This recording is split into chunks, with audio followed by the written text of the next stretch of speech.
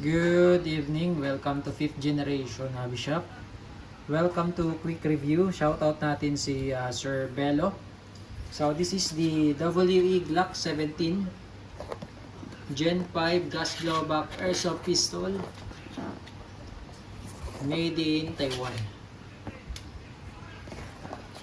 Okay, so may kasama na siyang bala. Ito yung projectile. 5.95, 0.23 grams. Ito yung kanyang timbang. 4,000 pieces. Ayan. Yung brand niya ay Jer. Ayan, for better airsoft BBs. Ito yung BBs. Ito naman po yung propellant. Ito yung green gas. Okay, green gas, standard power, Pop Dino number 12. At ito naman po yung silicone oil para sa mga o-ring.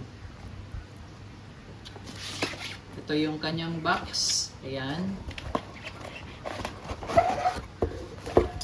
Ito naman po ang kanyang manual. Ayan. Scan nyo lang po yung QR code para sa parts explosion tsaka manual.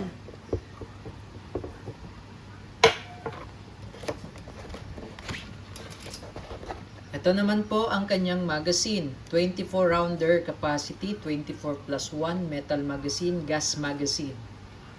Yan.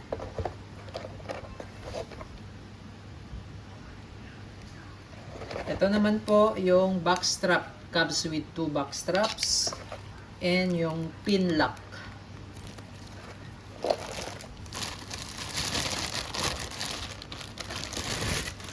Ito naman po ang Glock 17 Gen 5 with WE markings on the grip. Wala siyang marking sa slide. Ganon din sa kabila. Yan, ito lang pinaka-marking niya. Yan. Tapos meron siyang accessory rail para sa flashlight. Yung sight niya, ayan. Yung sight niya, standard sight ng Glock. Pwede mo siyang lagyan ng red dot optic. Nababaklas din siya. Yan. So, lagyan natin ng oil. Pwedeng gamitin tong oil para dun sa slide. Pwede rin petroleum jelly. Just in case, maubusan tayo ng silicone oil, pwede yung petroleum. Ito kasing silicone oil, mabilis tumatuyo eh.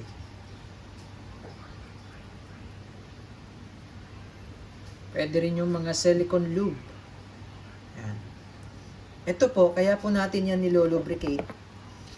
Kasi, nagkikis-kisan po yan. May friction po kasi yan. Pagka ginamit natin, blowback kasi yan. Yung sa reciprocation ng slide, kaya po siya kailangan lubricated. Yan. So, pagbabalik naman, ganyan lang.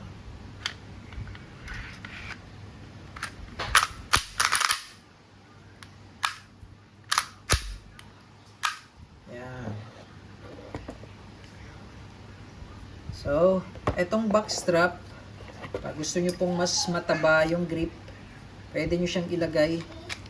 Yan, so makikita nyo meron siyang butas, ano. Ito, lock. Tatanggalin nyo yan. Tapos, pag nilagay nyo po ito, ililipat nyo po, ipapalit nyo po itong mahaba. Ito, extra lang yan. Mahaba na yan. Yan. So, kung gusto nyo mataba yung grip, yan.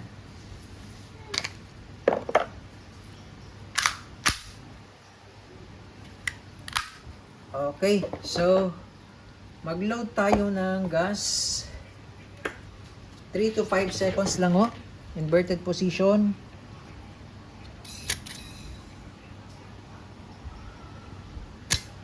Ayan.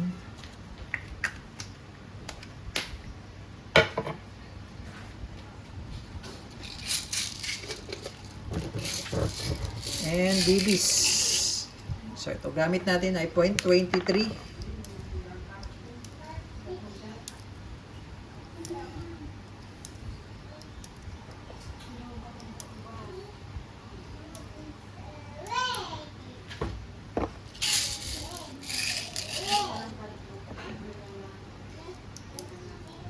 Dagdagan natin ng konti kasi i-check natin kung i-check pa natin po yung EPS.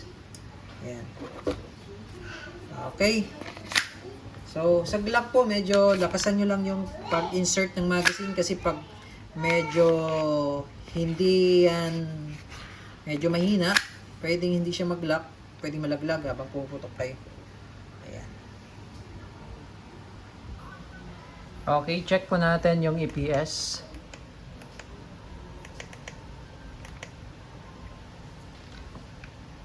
Glock 17 Gen 5 by WE.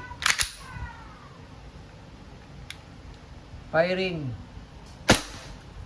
360.8, 358.8, 355.2,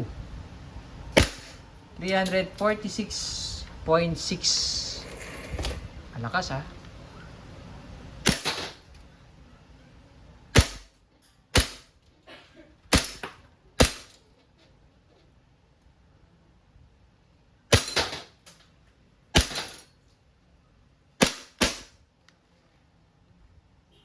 Okay, open slide. Release nyo lang ang magazine. Tapos, hatak, release, hammer down. So, ito po, pag malamig ang magazine, may possibility na hindi siya open slide. Normal po yun. Okay?